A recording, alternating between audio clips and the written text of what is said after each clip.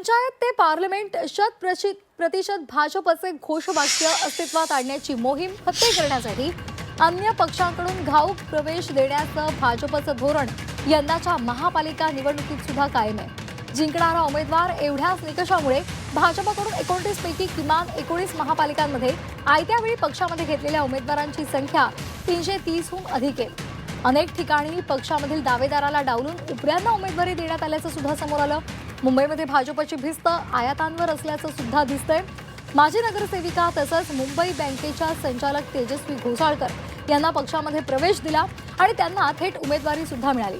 विदर्भात नागपूरसह 4 महापालिकांमध्ये आयत्या वेळी पक्षांतर करून आलेल्या 23 जणांना उमेदवारी मिळाली।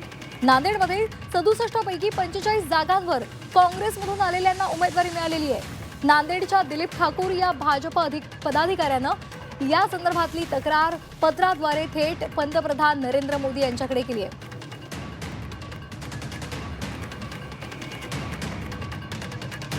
तर कोणत्या महापालिकेमध्ये भाजपने किती आयारामांना संधी दिलेली आहे आपण एकदा पाहूया।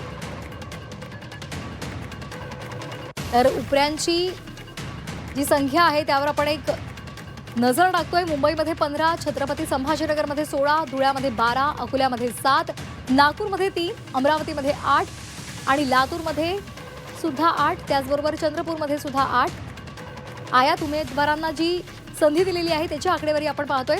नांदेडमध्ये 45, पुण्यामध्ये 25, ठाण्यात 4, अहिल्यानगरमध्ये 12, पिंपरी चिंचवडमध्ये 25, सोलापूरमध्ये 30, कल्याण डोंबिवलीमध्ये सुद्धा आयात उमेदवारांना संधी मिळालेली आहे।